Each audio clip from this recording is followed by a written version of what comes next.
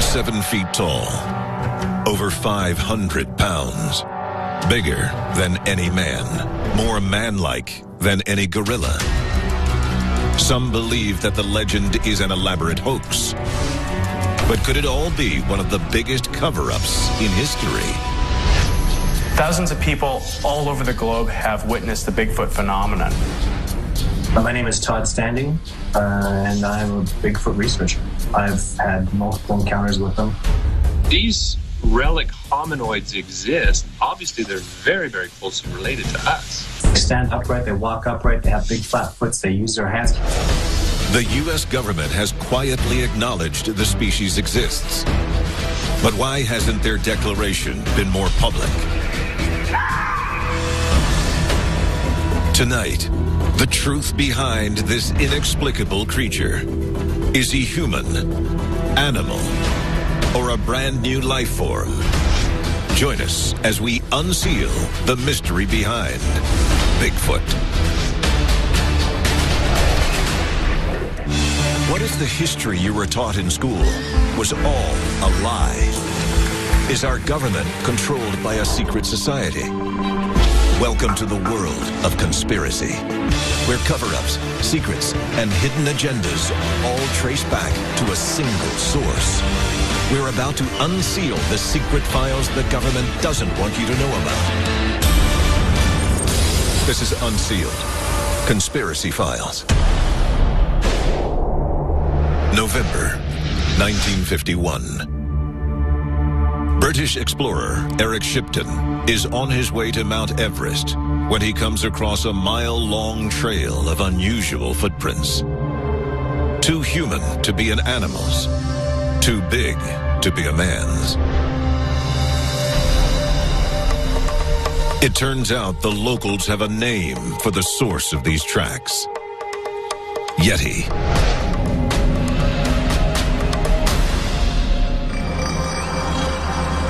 At an altitude of 18,000 feet, Shipton's discovery launched the modern era in the legend of Bigfoot. The Shipton footprint was the key to the reemergence of Yeti and Bigfoot in our culture today. In an age where everyone has a video camera, the number of documented Bigfoot sightings has exploded in recent years. I think that there's, probably hundreds of groups all across the continent. I think they're all the way from into Texas and Florida and up through Kentucky, I've seen, into Ohio. We've also had reports from the boreal forests of Canada down the Appalachia region of eastern United States. Canadian Todd Standing claims he's been studying the elusive creature for years. I know they live and exist. It's very important to me that I keep them very confidential. But what do we really know about these creatures? Experts have broken down the tapes. Arms longer than a man. An inline step unlike any known monkey. The white soles of the feet. All the details lead to one conclusion: Bigfoot. When we see a Bigfoot walking, they tend to have more of a forward lean. They don't have the full upright posture of a modern human. And then their foot placement is somewhat different. Bigfoot sightings may be more prevalent than ever, but they're anything but new. The creature has lived in folklore for centuries. In 986 AD, Viking explorer Leif Erikson described encountering wild men creatures in North America. They were horribly ugly, hairy, swarthy, with big black eyes. The creature was already known to North American natives as Sasquatch. I've read Leif Erikson accounting of the big primate that actually kind of scared him off. It scared the Vikings away. I wholeheartedly believe that Leif Erikson, he saw Bigfoot. Wherever in the world they are seen, the documented instances show a creature similar in appearance. It was well over 8 feet tall, well in excess of 600 pounds. Males probably run on average about 8 feet in height, very thick through the torso. very heavily muscled limbs. Most encounters with the creature also share another less publicized detail. One thing is an incredible and terrible stench. It's a very unpleasant odor. Rotten meat, human feces, stinking gym clothes. When you smell a Bigfoot, it's because he damn well knows that he is upwind from you and you're getting a whiff. He's extremely aware of that. He's literally telling you, hey buddy, I'm here, be afraid. The long hair, the putrid stench, the oversized footprints.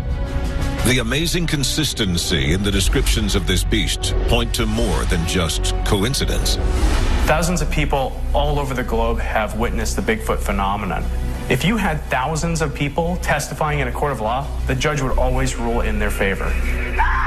For those who think these sightings are all the products of overactive imaginations, the U.S. government disagrees.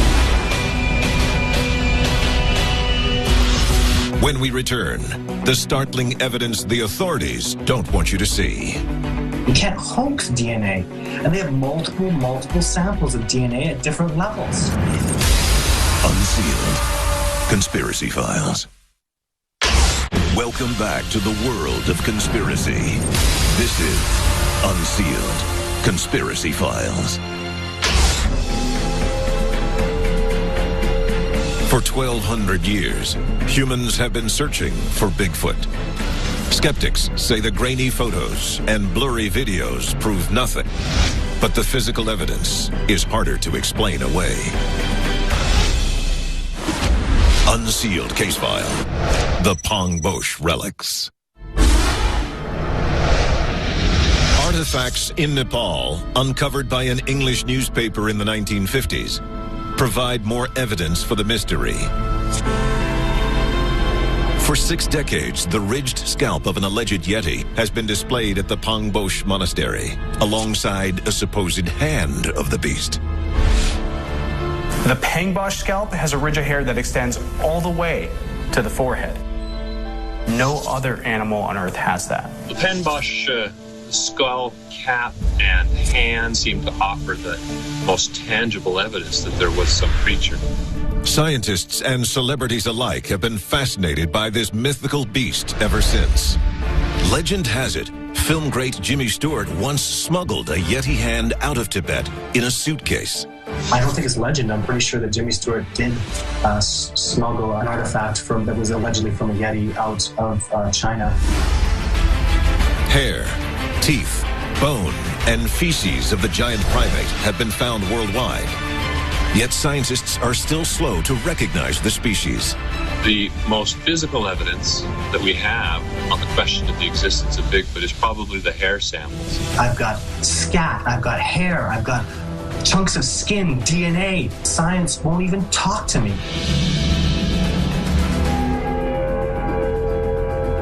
Without a doubt, these creatures exist. The Yeti hair from China was an exact match to samples found in Northern California. And both DNA samples are registering as unclassified species. The bottom line is simply we have these hair samples that defy attribution to known species. They most resemble humans, but they look like wild people who have never had a haircut. Scientists may still deny the reality of Bigfoot, but it appears the U.S. government has acknowledged his existence for a while. There are a couple documents that have been published by the United States military that allude to Bigfoot actually being real. It's even part of the flora and fauna of Washington State, according to the U.S. Army Corps of Engineers. Unsealed case file, Washington Environmental Atlas. The year, 1974. The document, the Washington Environmental Atlas. One of the many creatures in the state's official list of native species, Sasquatch. The Washington Environmental Atlas, there's a lot of men that are in powerful positions that know about the reality of this species. That book costs the taxpayers of the state of Washington $200,000 to put out. It includes a map of all known Sasquatch sightings in the region. I'd call that official confirmation. The official government publication also describes Sasquatch hair recovered by the FBI. It is found to belong to no known species of human or animal. While Washington state officials may have tipped their hands, the federal government has consistently silenced any talk of Bigfoot. So back in the 1970s, there was an airman, enlisted personnel in the United States Air Force, who actually got a blood sample off of Bigfoot. You know what happened? MIBs, men in black, whoever they were, people came in, took the blood sample, told the airman, keep your big fat mouth shut. He never saw it again. If you saw a Bigfoot, what do? Call the police? They'll laugh at you. Talk to a wildlife officer? They'll think you're crazy. The whole alleged affair remains classified. If true, why all the secrecy? And what is the government hiding? It could be related to 3 simple letters: DNA. DNA has been used to differentiate species or subspecies from museum collections of skins and skeletons. But to recognize a new species, there is no precedent for acknowledging a new species on the basis of DNA sequences alone.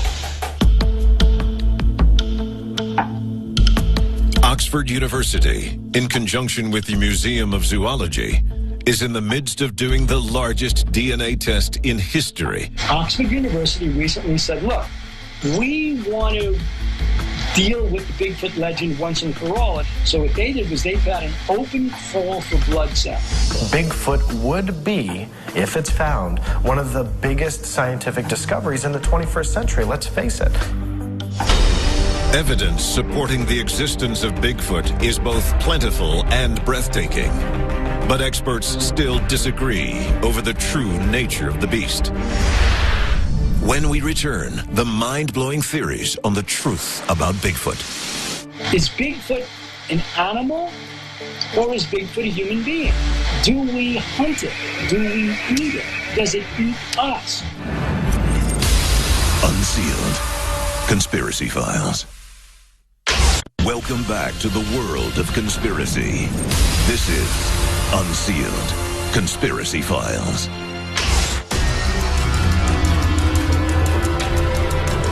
The evidence that something like a Bigfoot monster exists is overwhelming, and the U.S. government's official silence on the matter is deafening.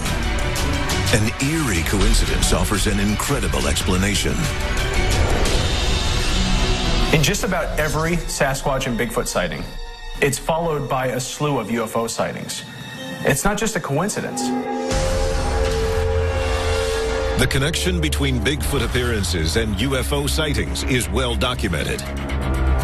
In fact, the top secret Blue Planet Project lists just such an alien. The Blue Planet Project is a compilation of notes from somebody who had seen some inner workings of the alien and government infrastructure. It literally is the holy grail, the Bible of UFO conspiracy. The Wadig is described as a primitive paraterrestrial with a hair-covered body and a cone-shaped cranium. But if Bigfoot is from another planet, then what is he doing here? Ufologists have 3 main theories about the Bigfoot phenomenon. One is that they were dropped here by extraterrestrials as part of a research project. There's another theory, which people talk about, that planet Earth is really a prison planet. That long before the coming of human beings, that an alien race took its intermention, took its terrible, terrible creatures that they thought weren't worthy of survival, brought them to planet Earth, planted them here, and they multiplied and prospered on planet Earth. And the third theory is that the Bigfoot are creatures that escaped experimentation from aliens and are hiding away from us in hopes that we're going to destroy ourselves and they can take over. There have been several different theories offered for in an effort to explain the origin of Sasquatch. One theory is more unsettling than most. Unsealed Case File ape-human hybrid. According to some reports, the Russians have been trying to create a hybrid species from ape and human DNA since the 1920s. A Russian geneticist was exiled in 1927 from the Soviet Union because he may have created a hybrid ape man. Our DNAs are so similar. I mean, why not?